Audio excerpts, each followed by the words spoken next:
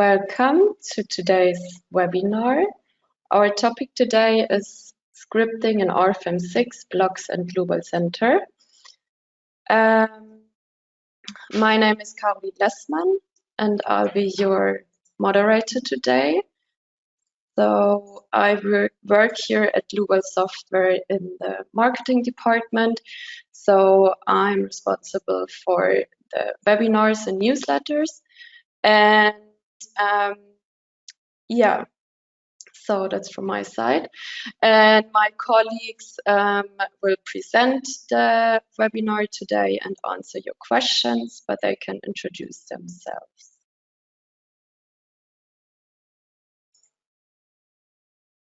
Hi everyone, sorry there was a problem in my webcam I think. My name is Dlubal Center and today I'll be your presenter. I work as a product engineer at Dlubal Software and I'm responsible for developing and testing web services and API products. Hello, my name is Jaroslav Broš and I'm the lead of the team which is responsible for the development of web service and JavaScripting inside the application, and today I'll be answering your questions which you could have during the webinar. Hi, I'm Andreas Niemeyer and I'm take care about the questions also here in chat for this webinar, and I'm responsible for all new features here by Dlubal.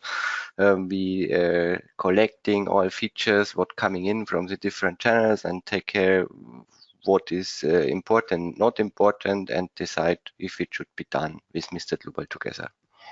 Okay, bye. Okay, thank you for your introduction. Now we can switch off our cameras so everyone can see the full screen. Okay, and so for your information, we always encourage everyone to ask questions throughout the presentation. So here on the right side of your screen, you have the control panel where you can ask your questions. And if by chance we don't get to all the questions, we'll certainly send you a follow-up email afterwards. The other way is to watch the entire webinar and send your questions to info@dlubal.com after the webinar. Okay, so that's from my side. And now I'll hand over to my colleague who will present the webinar. Okay.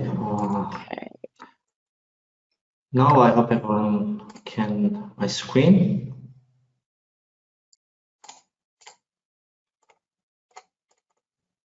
Okay. So let me first introduce you the content of today's webinar. Today I will be explaining 3 topics which are related to each other. The first topic is in-app scripting, which is a direct interaction interface with the model. I'll explain what are the benefits and application areas of this technology, how you can access the source codes and examples of it.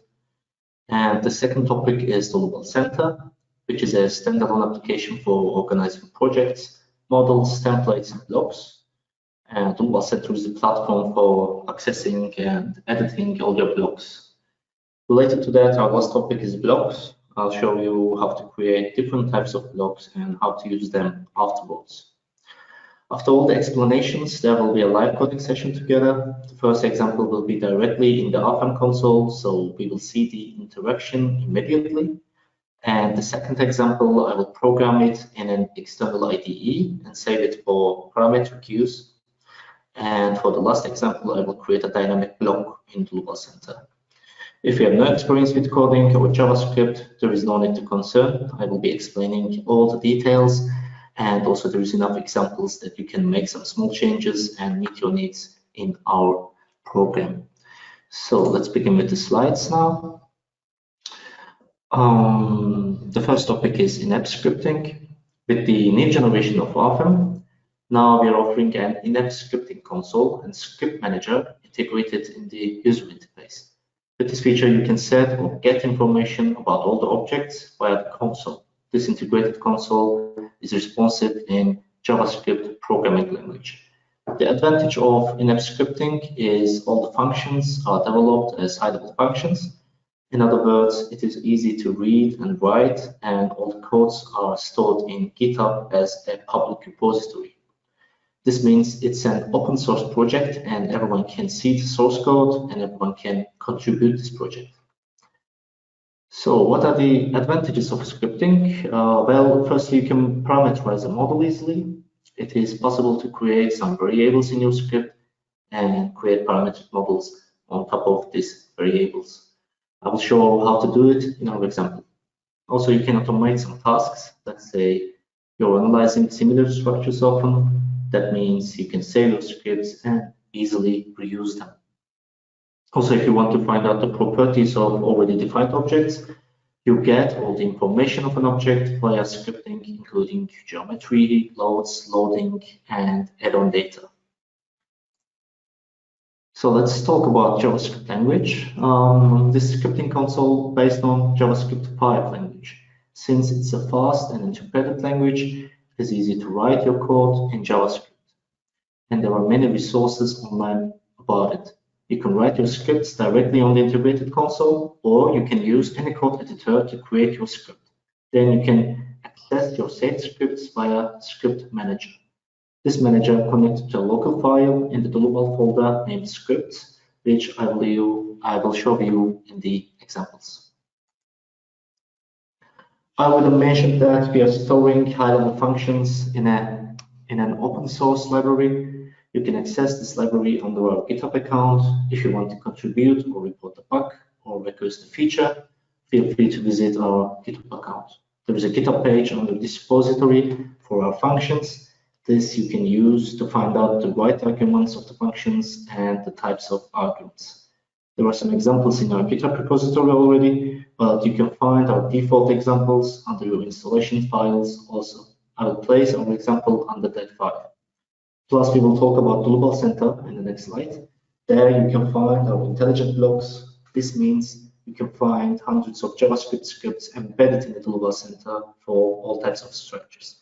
We believe you can find some inspiration in those blocks also. So, what is Dlubal Center? Dlubal Center is a standalone program to organize your projects, storing your models and template files. In Dlubal Center, you can also access extranet to view your customer data and purchased licenses. The most attractive feature of the program is the ability to store dynamic blocks. This means you can access your scripted blocks via Dlubal Center and insert them in the program easily. At this point, I should explain what are dynamic, or in other words, intelligent blocks. In RFEM 6 and HTAP 9, beside the default blocks, one can create their own block for feature reuse. There are 3 different types of blocks to use this feature. For creating non-parameterized blocks, it's enough to save an existing model as a block. After that, you can insert a solid block in your models. Also, it is possible to add some parameters to change a property in your model in every insert. The last one is dynamic or intelligent blocks. In this feature, you can link a JavaScript file to your block, and you can create multiple inputs and parameters with this code in your block. Let me quickly jump into our GitHub page. I'd like to show you. You can find our company as Dlubal Software in github.com. We have some repositories. I will go to today's topic, JavaScript library. Here you can find our source code in includes folder. And for example, let's have a look at line basic objects such as this is the source code of it. So here you can find the right parameters and argument types and also the assets. If you get some problems, you can read the source code here. Also, if you would like to create any bug or feature request, you can go to the issues part and create it. Also, if you would like to contribute our library, you can create a pull request, then we are going to review it and merge it. There you can find our GitHub page. In this GitHub page, you can go to the library and, for example, take a look at the line again. And you can find the right arguments and the description of the arguments in our GitHub page. Okay, I'll jump into the program quickly and go on with the examples. Okay. First, I'd like to show you how you can access the Dlubal Center. If you go in the toolbar and click Dlubal Center icon, you can see the standalone program will pop up in your screen. Here in the left side, you can see our 4 tabs. The first tab is My Account. Here you can see your extranet messages and newsletters from our company, also your data, your company data, and your licenses, your purchase licenses and license sessions. Also the latest and older versions of our programs you can download. Also some development notes. If you would like to submit a feature request, you can go and create a feature request in here also. The second tab is Models. You can save your models under this project navigator and easily access them afterwards. Similar to that, the next step is Templates. You can save your models as templates in the Dlubal Center and you can access them afterwards. The last one is Bloques, today's topic. You can see hundreds of blogs are stored in our Dlubal Center program, and for creating a blog, if you go and double click one of the blogs, you can see the edit blog dialog box in your screen. In edit blog, you can choose where to insert your blog exactly. Also, there are some parameters and inputs here. You can easily manipulate them. I will show you in our last example how to create these parameters and manipulate them. Also, you can see the JavaScript source code inside it. Okay.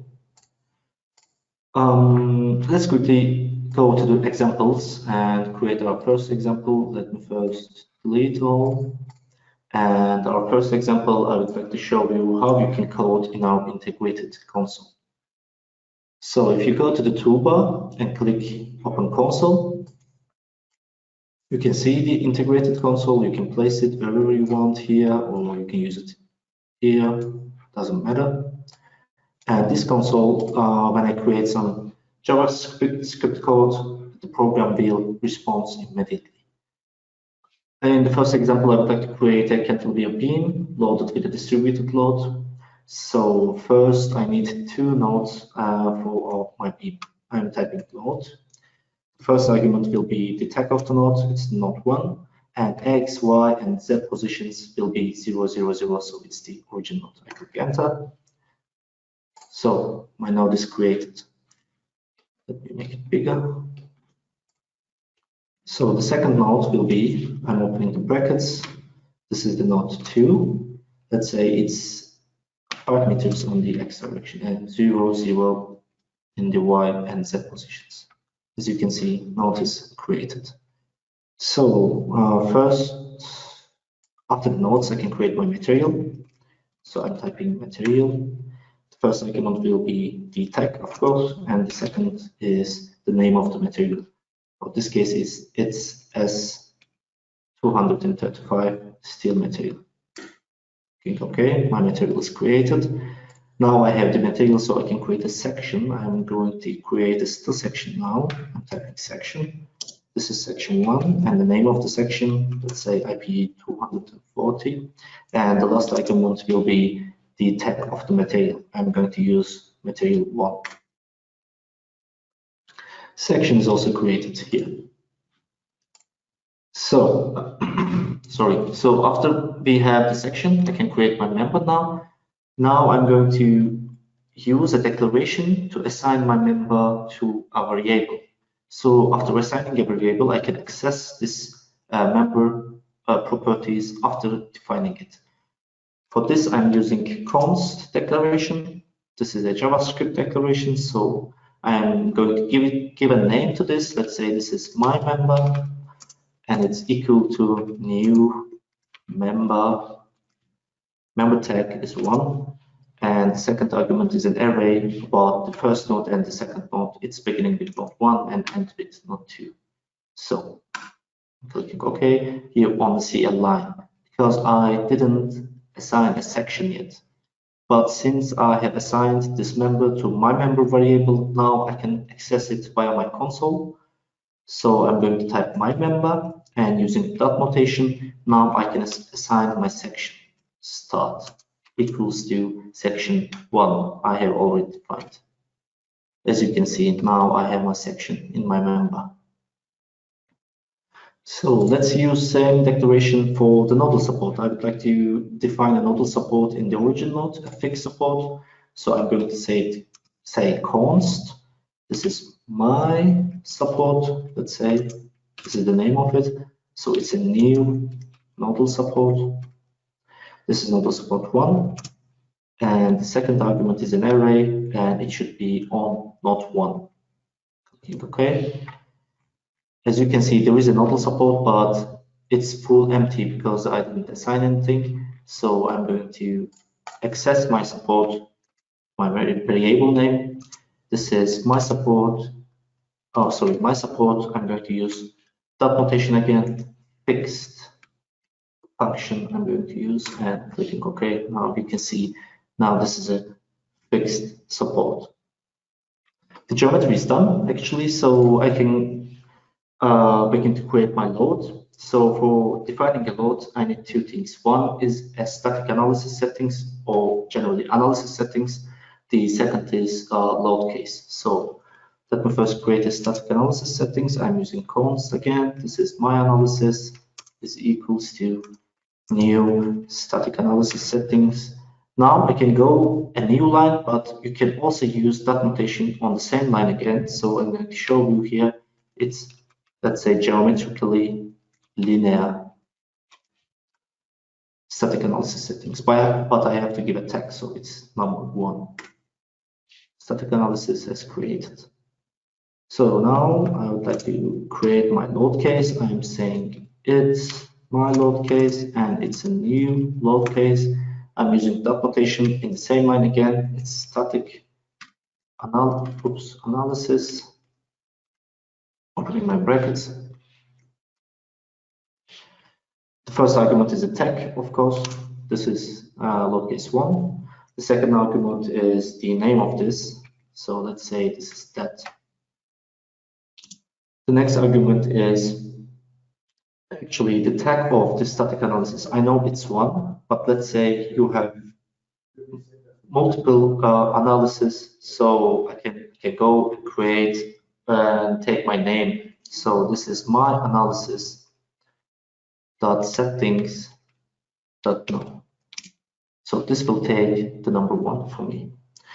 So the next argument is the action category. Actually, this is a string. You can go take a look at our documentation to find out the strings for action categories, but I know it, so I'm going to type it immediately here. Action category permanent G. Okay, the last argument is the consideration of self-weight. So this is an array. The first member of the array is a boolean. If you would like to think the self-weight or not, so I want it, so I'm going to type true. If I don't want, I just type false. The next 3 members of this array is the orientation of the self-weight. So it's 0 on the x direction, 0 on the y direction, and 1 on the z direction. Let's click OK. Now you can see our load has created here. Static analysis, geometrically linear, and permanent. Now I have the load case, so that means I can create my load actually. So I'm going to say my load is equals to new member load 1, and the second argument is the load case. So I can tell this is my load case, and there is a function named get load case to define this load case. And the last argument is an array to tell the program which member do you want this load. So I created this on the member number 1, clicking OK. You see nothing because we didn't assign any magnitude yet. So I'm going to type my load dot notation magnitude, let's say 2000. And you can see our load has been created. Okay, this is how you interact with the console, with the program. You can go and see our documentation. There are lots of functions I didn't show here, but the logic is pretty same. So if you would like to create your scripts via console, this is the way, or there is another way I want to show you today. You can go to toolbar and open Script Manager. In Script Manager, you can find default examples you can run in your models. So first I have to delete all the things to avoid overriding, but I can go and create some whole I have already defined. So you have the scripts in your RFEM 6 also. Let's right click and run it. So you will see your whole is created in a few seconds. But also you can add some inputs to change the property of your whole in every insert. Let's delete all again and go whole dialog input. I'm going to run this, and there is 3 inputs you can see. Now let's make them. Let's make it a bigger whole now. Let's say 16 and 8. Okay, let's run. As you can see now, I have a bigger whole. This is how you can create some inputs for every insert. You can develop some scripts to save it here also. So how you can access the scripts actually, where are they? So you can go, let's close this, double click your RFEM icon, go to open file location and go one folder back, and you can see the scripts here in the examples folder. So if you would like to develop a new script, you can do it in this folder. For today's webinar, I'm going to use Visual Studio Code for code editor. I'm going to just drag and drop examples in my Visual Studio Code, and now I can see my JavaScript files in the code editor. Let's close this. I'm going to make it bigger. For example, this is the whole.js we already ran in the program. This is the source code of it. So I'm going to create a steel tank creator in this folder also, and I'm going to add some inputs to it. For this now, I'm going to add a new file. Let's call it tankcreator.js. Okay. I want to create a parametric tank creator, so I taught 3 different parameters. I'm going to assign it with const again. The first one is the diameter of the tank. Maybe I can make it bigger. Okay, this is better.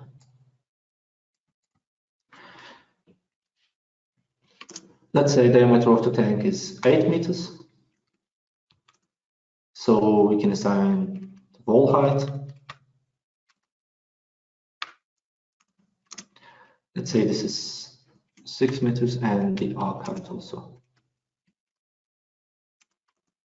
It should be 2 meters for the beginning. After that, I'm going to parameterize it and we can change these variables. But for the beginning, I need them. So after that, I can assign my material. That's a steel. Let's call it steel material. It's equals to material, open your brackets, 1, and the name of the material is as 235. Yeah. Okay. Now I need 3 nodes to define my tank. First one is for the bottom circle. The second one is for the top circle, and the last one is the top of the arc. So my first node will be the node. This is node 1, and in the X position I want it to be on diameter divided by 2, and 0, 0, and Y and Z. Second node will be the same on the X direction, half of the diameter, and 0 on the Y direction, but wall height in the Z direction. Actually, I need to make this as minus wall height, because I'm using my Z direction as downwards. If you use it upwards, you don't need to do that. So the last one is node 3 for the top of the arc. It should be on 0 on the X, 0 on the Y, but let's open some brackets, wall height plus arc height. But it should be minus also. Okay. Semicolon. I'm done with my nodes, so I can create my circles. So circles are defined under lines, so I need to access the line class first. Let's say this is line 1, and the array of the start and end point. It's actually beginning at the point 1 and end at point 1 because it's a circle. So I can use a dot notation for type immediately. So it's lines dot type circle.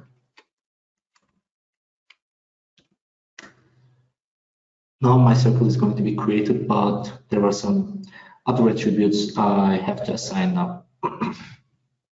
So I'm going to use the lines array already defined, so you can access your defined lines with this array. This is the way to access line 1, the first member of lines array dot circle center is equals a vector. So for vector, I'm using a constructor for $v, opening the brackets, and it's 0, 0, 0, my circle center is. So the next one is I'm going to assign one variable also to circle 1. It's the circle radius. Let's say this is half of the diameter. And of course I need the circle normal. So I need to assign my normal vector to, so let's say circle normal is equals, again I have to create a vector constructor and it's on 0, 0, 1. I have already created my bottom circle. Now I have to create my top circle. It's actually nearly the same, so I'm going to copy these lines and paste them. So, but it should be line 2, and actually it's beginning at node 2 and ending at node 2, and also I have to change them as 2. And maybe the circle center should be Z direction for the top, so it should be minus wall height. Okay, this for lines should be created the top circle now. So I have my 2 circles for my steel tank. Now I need a straight line to connect these 2 circles. So I'm going to type line again, open the brackets. This is line 3, and let's create this line between 1 and 2 nodes so it can connect these 2 circles. After that, I'm going to create line 4 for the arc actually. So array should be begin with 2, 3. Now I can use the dot notation as type, and this is equals to lines type arc. Now I have defined my arc. I have to add a control point to my arc actually. So this is not line, this is lines. Okay, lines 4 dot arc control point is equals to use a constructor for vector. It's actually up to you. You can decide anything you want. I'm going to go for diameter divided by 3.5 y on the z direction, and let's say this is minus, open some brackets, wall height plus, I need to divide arc height also with some value, so I'm going to choose 1.5. This should be create the control point of the arc. Okay, now it looks like all the lines and nodes are ready, so we can create my surfaces. But before that, I need to create a thickness to define my surfaces. So I'm going to type thickness. This is thickness 1. Let's give it a name. Let's call it as 12 millimeter. And the next argument will be the material tag, so it's material 1. And the last argument is the magnitude, so the thickness of the real thickness. Okay, let's say it 12 millimeters. Semicolon and new line. So now I can create my surfaces. To create the surfaces, I'm going to type, as you can say, surface. This is surface 1. Now I'm going to create a rotated surfaces. For this, I need my boundary lines. So boundary lines should be 1, the bottom circle, 2, the top circle, and the 3 is the connecting line. So I'm going to type geometry in dot notation, and I'm going to access surfaces and say this is geometry rotated. Okay, now I've got to define the rotated boundary line for the surface. I'm going to reach it via surfaces 1 dot notation and say rotated boundary line is equals to lines 3. This is the straight line we use. So after that, I need to assign a rotation angle actually. So let's say surfaces 1 and rotated angle of rotation is equals to, so it should be 2 pi, and I can use embedded JavaScript library maths for it and access pi and multiply it with 2. I have assigned my first surface. Now I need to arced roof surface. So let's say surface 2, and boundary lines would be 2, 3, 4. And assign the geometry surfaces dot geometry rotated again, and surfaces to rotated boundary line equals to lines 4 this time. This is the line of the arc. So surfaces to rotated angle of rotation is equals to math dot pi multiplied with 2. Okay. Now it should be create my geometry at the program. One last thing, maybe we can add a line support. So create a line support now. So we const. I'm going to type my line support is equals to new line support, and it's line support 1, and it should be on the line 1, the bottom circle. So then say my line support dot hinged. Okay, now I have created my JavaScript file for creation of tank. So let's go to the RFEM 6, make it bigger. So immediately you can see this is linked to our code editor. So tank creator is already here. So if I go and right click this, it should be creating the tank creator. Let's see if we made a mistake or this is working.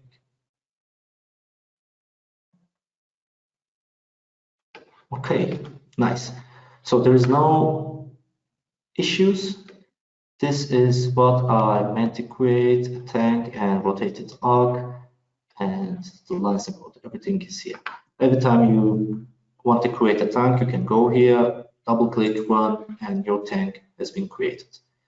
Also, let's parameterize it, because we have already defined our parameters in the JavaScript, but we don't have to do that actually. As you can see in the whole dialog input, there is an XML file that you can give your inputs and take some inputs from every insert. So what we can do is we can just copy and paste it and name it as the same name of your JavaScript file you want to link. It's tank creator.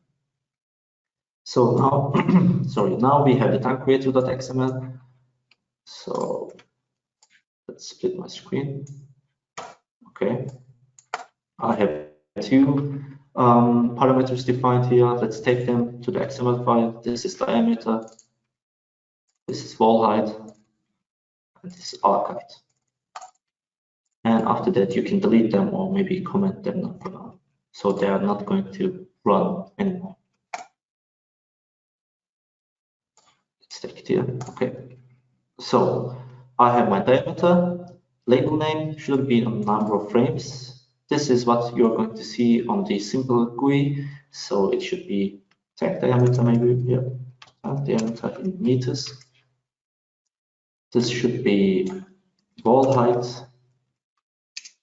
in meters and arc height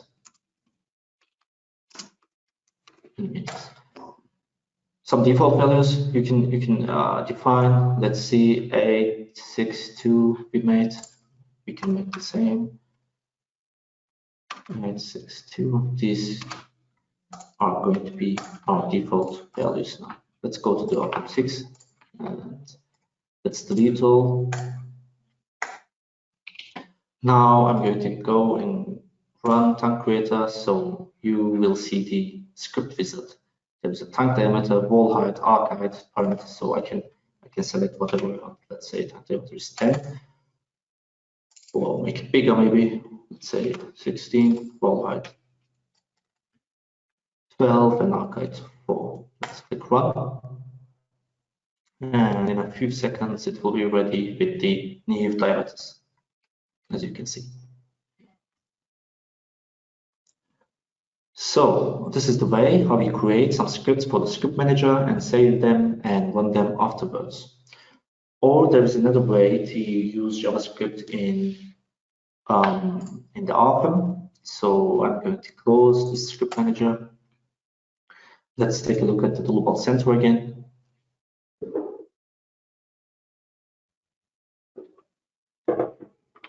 So you can go to blocks. And there were some blocks you can see, and I already showed you how to create a block and so. And if you want, you can create your own script and your own block, dynamic block, and insert them afterwards. So I'm going to show you how you can do it. Let's delete all again, or just delete this. Now I want to create a geometry. Then I will save it as a block for my Dlubal Center. Let's create a section for it now. Don't have any section. I'll select page 300 for this.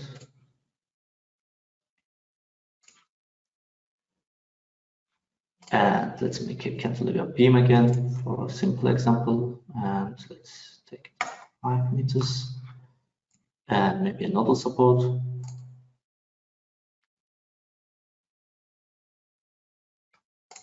FX support.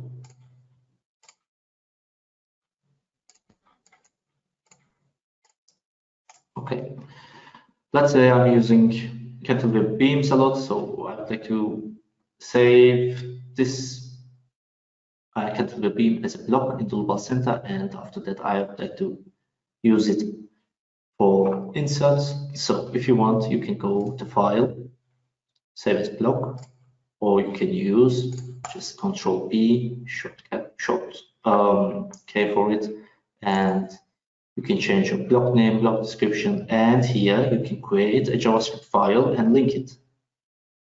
So what is going to do if you link a JavaScript file? With this, you can create some input data and some functions in your JavaScript data, so you can make it dynamic. So I don't have any JavaScript file because now I'm going to create it. I'm going to close it. Let's go my code editor again. Let's create a dynamic block. I'll call it dynamic beam.js.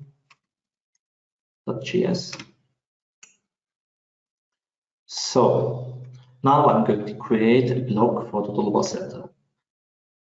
There is two main functions we have for Dlubal Center dynamic blocks. The first one is function input data.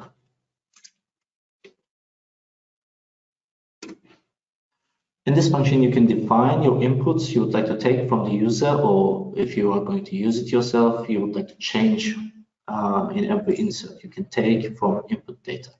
The second function is generate.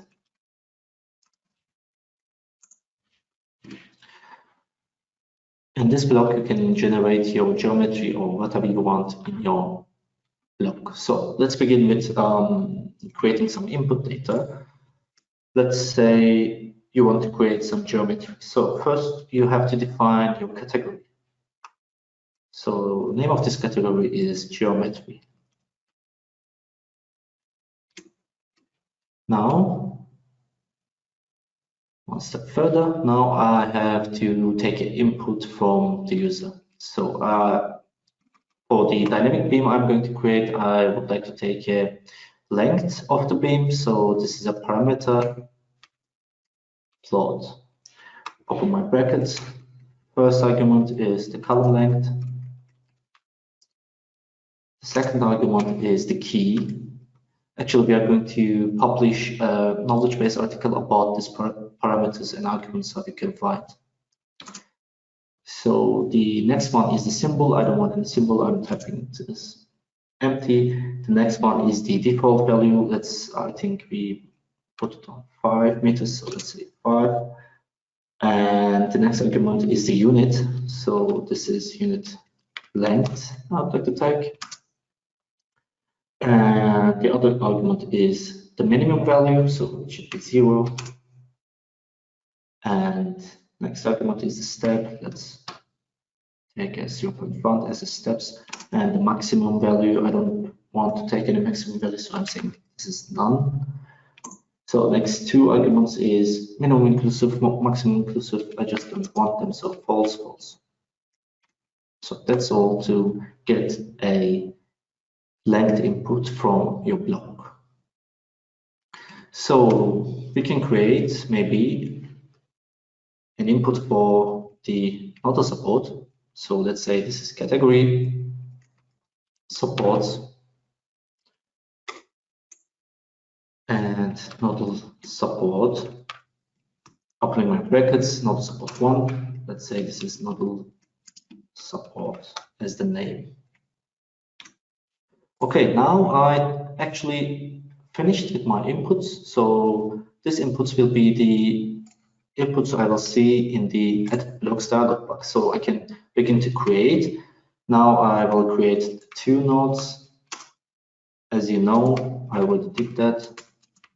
So I need my semicolon here. Node 2. Now node 2 exposition is actually it's parametric. So I'm going to take this key in the generate function. So it's L actually, and y is 0, z is 0. So now I'm going to create the material. This is material 1. The name of the material is the still material as always. So create a section, not selection, section. And the first argument is the section is the tag of the section, and the second is the name of the section, IP 300, and material assignment is I want to use material 1. Okay. Now I can define my member. It's new member,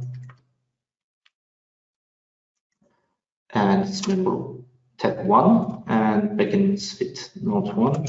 Ends with node 2, and I have to assign a section to it. So section start is equals to 1. Finally, I can assign my nodal support. Now maybe we can access our node and assign nodal support as a function of the node. It is possible also. So I'm going to type nodes, the node 1, and it is an attribute named support actually, and it's equals to nodal support here, because this is an input also, nodal support and nodal support 1. Oops, not here, here. Okay. So actually this 20 lines of code should generate our block in Dlubal Center. And let's have a look if it's working fine or not. I'm going to save it and maybe take it to the desktop to find it easily. So click RFEM. Now I'm going to File, here, File, and save as block. And let's say this is dynamic beam as a block name. So cantilever dynamic beam. And you can save one of the model categories here. Let's save it under others so we can find it easily. And finally, I can add my JavaScript file here in the desktop dynamic beam. Click OK. Okay. Now I have to wait. The preview will be ready, and it's going to install it in the Dlubal Center. Okay, it's actually ready now. So I can delete it maybe. So open the Dlubal Center again.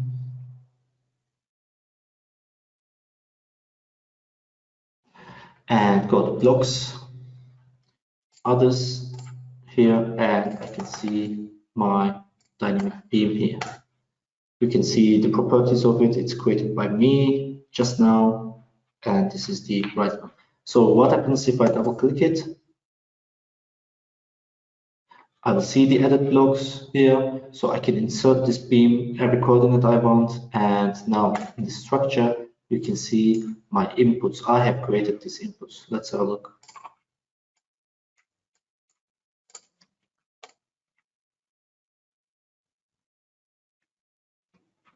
Yeah, this is the input one category, geometry category, create this tab, and the column length is the name. It should be actually beam length, but yeah, it doesn't matter.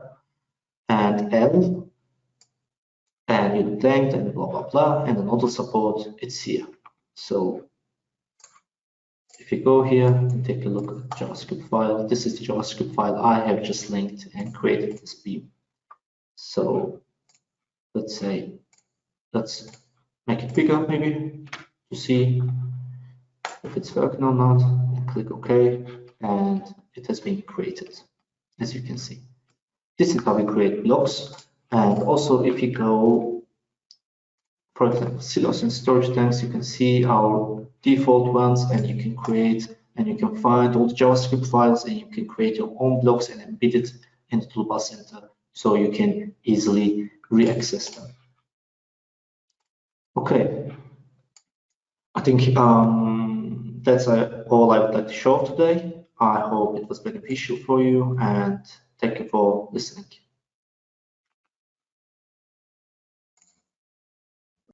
Okay, thank you for your presentation. Then I switch to my screen.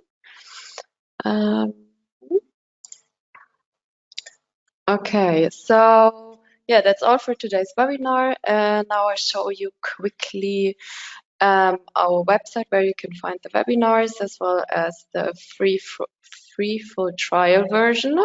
It's here on top of the page. There you have the trial version for RFEM 6, R Step 9, R Section 1, and RFEM 2. And RFEM 6 and R Step 9 includes all the add-ons for the full 90 days. And then here under news and events, webinars, you find all the upcoming webinars as well as the past webinars. And here you have the event page from today's webinar, where I will upload the recorded webinar tomorrow, probably tomorrow or the day after tomorrow. And here, when you scroll a little bit below, you find your presentation slides as well. And yeah, that's it for today. So when you leave the webinar, there's a survey. So it'd be nice for you if you shortly take the time to answer the questions. It's quite important for our quality management, and the worst score is 1 and the best score is 5. And so, yeah, thank you for your attention, and thanks to my colleagues for the presentation and answering the questions. Have a nice day. Goodbye, and hopefully see you next time.